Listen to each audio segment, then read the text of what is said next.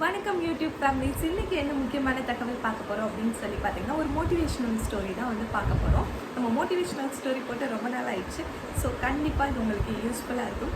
அதாவது ஒரு மனிதர் வந்து ரொம்ப வாழ்க்கையில ஏமாறும். என் பிஸ்னஸில் எனக்கு தோல்விங்க, நம்ம வாழ்க்கை, என்னோட கல்யாண வாழ்க்கை, என்னோட குடும்ப வாழ்க்கைகள் எல்லாமே பிரச்சனையாக, எல்லாமே தோல்வியாக முடிஞ்சிச்சு. கடவுளை, இனிமேல் நான் உயிர் வாழ்ந்து நான் என்ன செய்ய போகிறேன், நான் இனிமேல் வந்து சாகத்தான் போகிறேன் அப்படின்னு சொல்லிட்டு அந்த மனுஷன் வந்து எல்லாத்தையும் பிரச்சனையாக பேசப்பட்டு நான் சாக போகிறேன்னு சொல்லிட்டு கடவுள்கிட்ட வந்து சொல்லிட்டு, என்னை மன்னிச்சுக்கோங்க கடவுளே, நான் சாகுறேன்றார். அப்போ கடவுள் வந்து அவருக்கு காட்சி அளித்து ஒரு விஷயத்த அவருக்கு கற்றுக் கொடுக்குறாரு. என்ன அப்படின்னு சொல்லி பார்த்தீங்கன்னா, ரெண்டு விதையை ரெண்டு மனிதர்கள்கிட்ட கொடுத்துருக்காரு. ஒவ்வொன்றும் வேறு வேறு விதைகள் அதை கடவுள் வந்து கொடுத்துருக்குறாரு. ரெண்டு மனிதர்கள்கிட்ட கொடுத்துட்டு என்ன சொல்கிறாருன்னா, இதை டெய்லி ஊண்டி இதை டெய்லி நட்டு வச்சு டெய்லி தண்ணி ஊற்றுங்க அப்படின்னு சொல்லிடுறாரு. இந்த ரெண்டு மனிதர்களும் வந்து என்ன பண்ணுறாங்கன்னா, டெய்லி அந்த விதைக்கு வந்து தண்ணி ஊற்றி வெயிலில் வச்சு செஞ்சு வளர்க்குறாங்க. இப்படி வளர்த்து கொண்டு வர்றப்போ வந்து பார்த்திங்கன்னா, ஒரு மனிதர்கிட்ட கொடுத்த விதைகள் என்ன ஆயிடுச்சு அப்படின்னு சொல்லி பார்த்தீங்கன்னா, டக்குன்னு வளர்ந்துருச்சு. டக்குன்னு வளர்ந்தோடனே அந்த மனிதருக்கு ரொம்ப சந்தோஷமாக இருக்குது. இன்னொரு மனிதர்கிட்ட கொடுத்த விதைகள் ஒன்றுமே வளரவில்லை. இவரும் சேமாக தான் தண்ணி ஊற்றுறாரு, செய்கிறாரு, ஆனால் ஒன்றும் வளரல. அங்கே எதுவுமே ப்ராசஸ்ஸே எதுவுமே நடக்கலை அவருக்கு தெரிஞ்ச வரைக்கும். அதனால் அப்படியே விட்டுடுறாரு. ரொம்ப சோகமாகவே இருக்கார். இருந்தாலும் அவர் வந்து டெய்லி கடவுள் சொல்லிட்டாருங்கிறதுனால தண்ணி ஊற்றுறத வந்து நிப்பாட்டாமல் கரெக்டாக அதை பராமரித்து கொண்டு வந்துக்கிட்டே இருக்காரு. இந்த மனுஷர்கிட்ட வந்து வளர்ந்துருச்சு. வளர்ந்தோடனே அது என்ன வளர்ந்துருக்கு அப்படின்னு சொல்லி பார்த்தீங்கன்னா, புல் ஃபுல்லாக நிறையா வளர்ந்துருச்சு.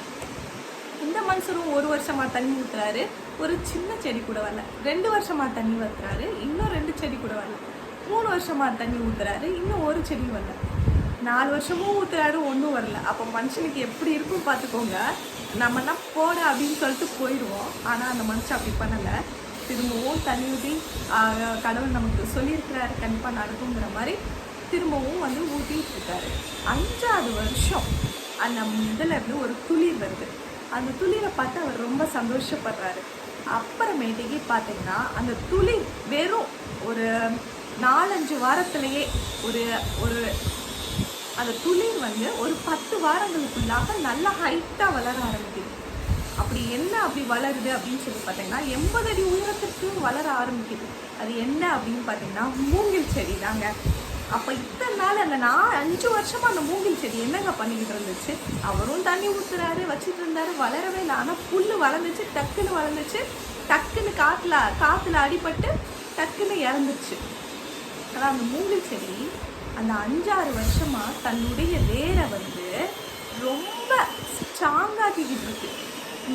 நான் இவ்வளோ உயரம் வளரணும்னா, நான் இந்த 5 வருஷம் நான் வந்து இவ்வளோ ஸ்ட்ராங் ஆகணும், ஆனால் தான் வந்துட்டு நான் இவ்வளோ உயரம் வளர முடியும் அப்படின்னு சொல்லி தன்னைத்தானே ஸ்ட்ராங் ஆக்கிட்டு இருக்கு.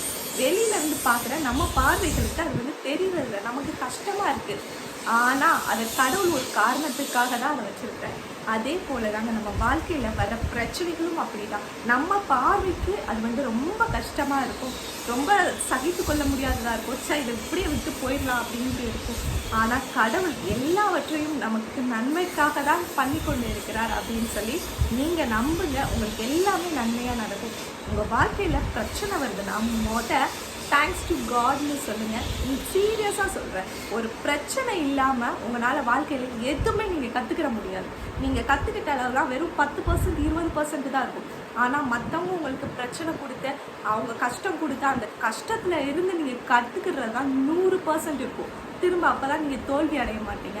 அந்த பிரச்சனைகளை நீங்கள் உங்களுக்கு பாடமாக்கி கொண்டு அதிலேருந்து கற்றுக்கிட்டு திரும்பவும் அதை தப்பை திரும்ப செய்யாதவாறு நீங்கள் திரும்ப உங்களை ஸ்ட்ராங் ஆக்கிக்கிட்டிங்கன்னா நீங்களும் மூங்கில் போல் உயரலாம். இன்னும் அந்த மூங்கிலோடைய ஆயுள் காலமும் உங்களுக்கு தெரியும், நல்லா ஸ்ட்ராங்காக இருக்கும். அதே மாதிரி தாங்க நம்ம புல்லை போல் டக்குன்னு வளர்ந்தோம், டக்குன்னு அடிபட்டு போகணும் இல்லை. இந்த பிரச்சனைகள்லாம் நம்மளை வந்து இன்னும் ஸ்ட்ராங் ஆக்கி நம்மளை இன்னும் ஸ்ட்ரென்தன் பண்ணுறதுக்கு தான். எந்த ஒரு பிரச்சனைகள் வந்தாலும் சோர்ந்து போகாதீங்க. அது நமக்கு கடவுள் கொடுத்தது நன்மைக்கே என்று நினைத்து வாழ்க்கையில் இன்னும் அடுத்த படி முன்னேறிக்கொண்டே இருங்கள். தொடர்ந்து முயற்சியை விட்டுவிடாமல் முன்னேறிக்கொண்டே இருங்கள். தேங்க்ஸ் ஃபார் வாட்சிங். என் வீடியோ பிடிச்சிருந்துச்சுன்னா மறக்காமல் லைக் பண்ணி சப்ஸ்கிரைப் பண்ணிக்கோங்க. It's bye from Gayathri. Tata.